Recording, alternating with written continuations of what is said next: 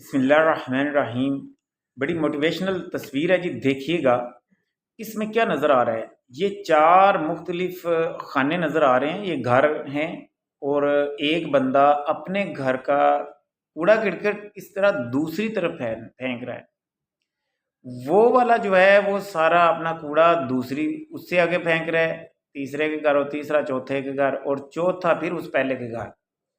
کہنے کا کیا مطلب ہے، یہاں کوئی صفائی کوڑا کرکٹ اور گند کی بات نہیں ہے کہ وہ گندگی ایک دوسرے پھینک کوڑا پھینک رہے ہیں، نہیں۔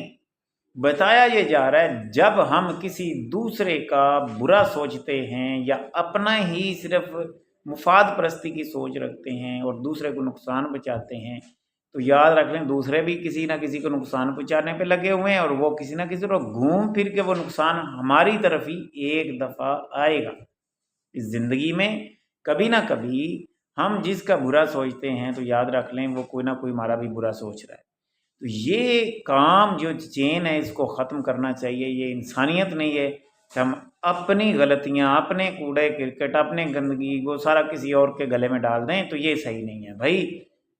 یہ صرف کوڑا کرکٹ کی پہلے بات کر رہا ہوں کہ یہ صرف علامت ہے۔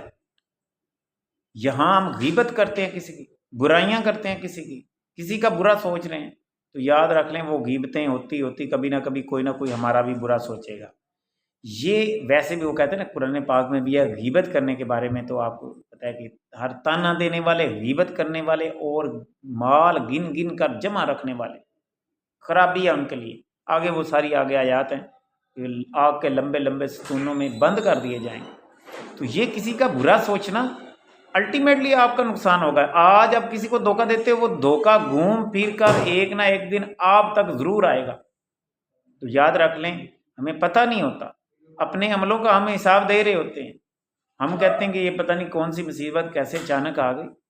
تو ایک جگہ قرآن پاک میں اس کا کچھ مفہوم یوں بھی ہے کہ انسان کے لیے اللہ کہتے ہیں میں نے تو آسانیاں پیدا کی ہیں۔ جتنے مسائل، جتنی مصیبتیں ہیں، یہ انسان کے اپنے ہاتھوں کے کرتوت ہیں۔ تو انسان تو اپنے ہاتھوں سے اپنے لیے ہی برا یعنی کہ گڑھا کھود رہا ہے۔ آج ہم کسی کے لیے گڑھا کھود رہے ہیں یا کسی کے لیے ہم برا سوچ رہے ہیں، تو یاد رکھ لیں وہ الٹیمیٹلی ہم اپنا ہی برا سوچ رہے ہیں۔ تو اس زندگی کے بعد کی جو زندگی ہے اس کو بھی ہم نے ہی فیس کرنا ہے۔ وہ ایک الگ ٹاپک ہے جو کہ ریئلٹی از دیٹ کہ مرنے کے بعد کی زندگی اصل زندگی ہے، اس کا یقین نہیں لوگوں کو۔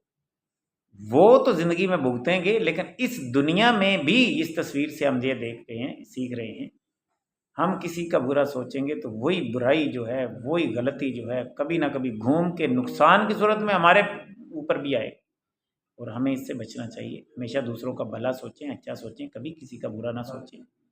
وش یو بیسٹ آف لک۔ آپ نے اس تصویر سے کیا سیکھا مجھے بھی کمنٹ سیکشن میں ضرور آگاہ کیجیے گا۔ عرفان فانی کو اجازت دیجیے، اللہ حافظ۔